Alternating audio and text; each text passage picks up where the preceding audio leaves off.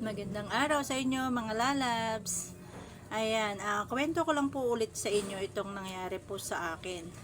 Sa mga naka-experience po ng monetization limited or content is not earning.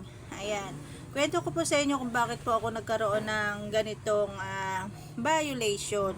Kasi po kahapon may in-upload po ako. Alam nyo naman, syempre, araw ng mga namayapa, syempre dumalaw po ako ng sementeryo. Ayan, dahil po sa pag-upload ko po na yon, nakalagay doon ay see insight. Wala siyang nakalagay na see insight and ads na tulad po nito. Ayan, dahil po wala siyang nakalagay na see insight and ads, kinabukasan, pagkita ko po, meron na akong monetization limited. Yan, nakita nyo, yan, nagkaroon po ako ng monetization limited at nagkaroon pa ako ng, ayan, content is not earning. Ayan, syempre nakakasad, syempre, wala na namang kita ang ating content. Dahil po, syempre, nakakabahala naman pagka nagkakaroon tayo ng mga ganitong violation. Yan, iniisip ko kung buburahin ko o hindi kasi isa yun sa mga memories ko. Syempre, mga alaala na yung pagdalaw natin sa mga mahal natin sa buhay. At gusto ko nakikita siya palagi. Syempre, kaya ako ina-upload. Gusto ko nakikita ko din yan sa mga video ko, kahit sa mga old videos. Gusto ko siya nakikita.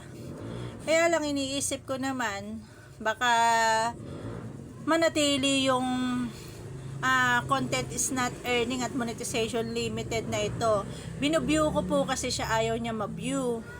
Ngayon, nag-restart na ako at kiniklik ko nga siya dahil hindi ko siya ma-view, ayaw niyang makita, hindi siya maklik.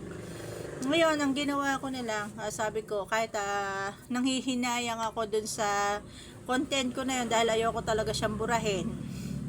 Ngayon, ang ginawa ko, kahit ako nanghihinayang, iniisip ko baka yun lang ang naging problema kasi kaka-upload ko po kahapon na wala naman ako ibang ina-upload na mukhang sa tingin ko okay naman.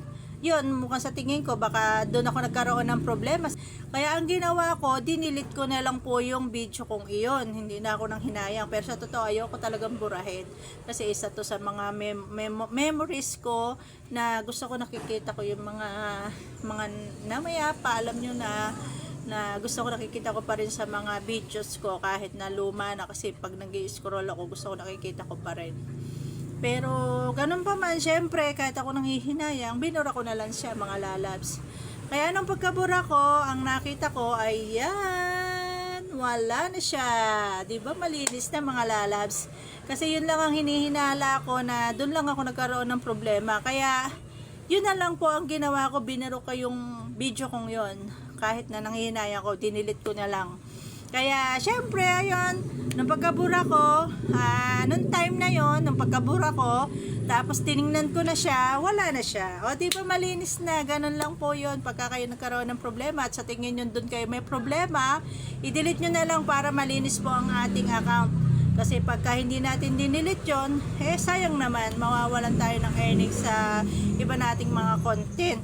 Kaya po, hindi ko na yun pinanghinayangan, binura ko na lang. At sa naka-experience po na to, syempre kung alam nyo po na sa tingin nyo yun ang naging problema po ninyo, na yung nag-upload kayo tapos biglang may lumitaw na ganyan, isipin nyo lang po yung huli nyong in-upload na nagkaroon kayo sa tingin nyo ng problema. Yun lang po. At syempre, i-delete nyo na lang kasi sayang naman yung inyong kita kung mawawala ang inyong earnings dahil dun sa isang violation na yun. Mas okay na i-delete na lang po natin. O, yun lang. Maraming salamat. Thank you so much for watching.